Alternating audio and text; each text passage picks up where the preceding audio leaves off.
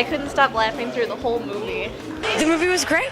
I loved it. It was so fun to watch it all kind of play out after we had, shot in real time. And it was such a great experience, and to kind of see how it all evolved was great. I thought the movie was great. Everyone did a good job, and good luck in the future with everything else.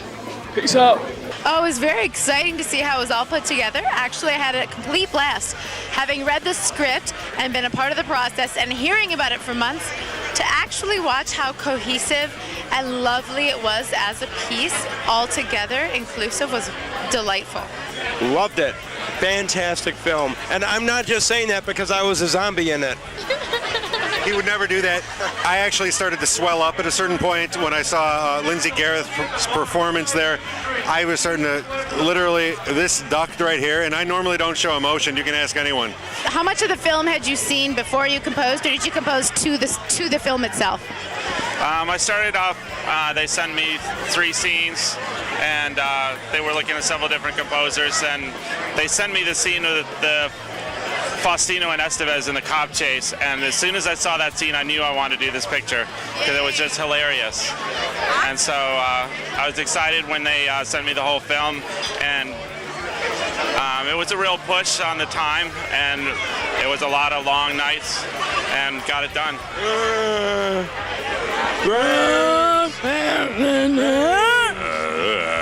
More effective than with makeup on it. So, tell me, Reggie, what did you think of the movie? And so that's why they're in Pittsburgh. So anywhere in the Midwest. Wow, I really loved your portrayal of the psycho baseball killer. Tell me where you drew your inspiration to play that role. That if you appear within. Amazing. I am so excited to have you guys here. No, thank you for having us. Oh my God, you guys are the best. I enjoyed it. I mean, I love working with John and James and all the boys. I had a great time. And this young lady, get her now, because in 2 years, you're not going to be able to afford her. She is one terrific actor. You really are. Well, thank you. I very much appreciate that. It's the truth. Yeah. Thank you. Yeah. I'm pleased. If it had been up to me, I would have left all the nudity in, but we ended up having to cut all that stuff out. It was mostly of you, though, right? I used to be afraid of people seeing me nude, but what the hell? You only live once or twice. What I liked about the film is the ins and outs and the ups and downs of Hollywood, people trying to make it. And it kind of shows that movie making is like putting a puzzle together. Every piece of the puzzle finishes the project.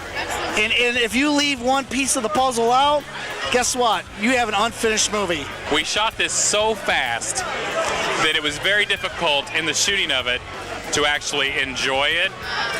But there were a few things. I particularly like shooting the David Faustino and Joe Estevez stuff because we had a little bit more time to really think about how to shoot it. It was a low-budget film.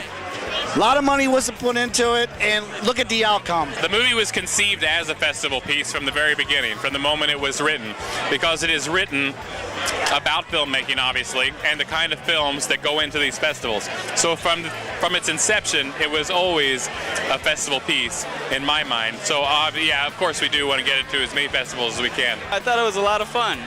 Yeah. Everybody was great, and I enjoyed a lot of the quirky little scenes. The Umpire Strikes Back is clearly the best scene in the whole movie. I got involved with this project as an executive producer. I realized that it was an opportunity for me to get back into filmmaking. I started out my career in television production, and I walked away from it for a few years.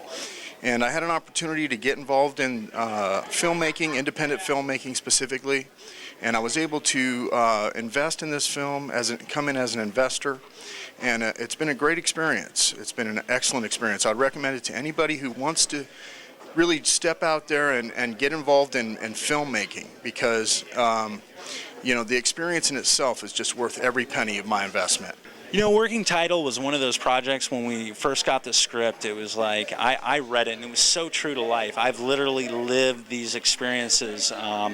Having worked on multiple projects, having listened to various directors and producers and entities kind of push their weight on you, you know, regardless of the artistic integrity of the project. Sometimes it's a situation where you're like, as an artist, you're kind of, you know, I think it should be this way, you know, and then often you're told, no, it's not going to be that way. It's going to be this way, and it's by, you know, someone in a suit, and they may or may not know about necessarily how to produce a movie or artistically what the movie should be about.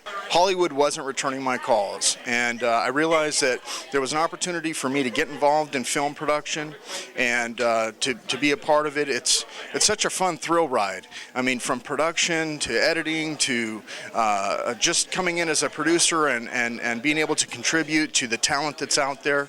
It's a testament to the filmmakers that can put things together and create quality productions on limited budgets without studios breathing down their neck. This script is dead on to how it really is when you're making a film, whether it be an independent or a $30 million project. These are the kind of situations that writers go through, you know, and that's what I personally found so intriguing about Working Title.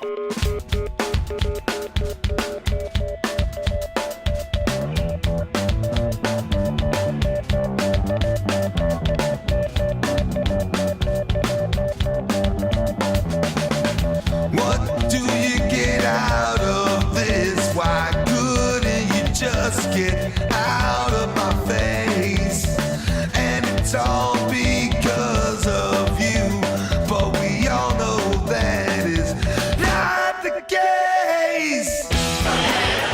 Well, my hair may have changed colors, but all I can say is that I'm extremely excited to be here, and I just hope that I can make all of you as inspired and happy as I am. Man, I can say is, I mean, I don't know, man, you know, all I was doing is I was just walking outside, and I just went outside just to have a little smoke, you know, I mean, I don't need to hear no problems from nobody. I just want to have love. I just want to share the love.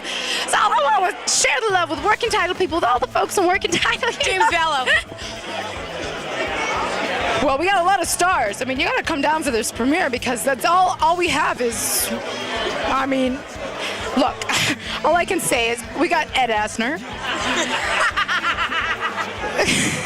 John Norton. Well, I mean,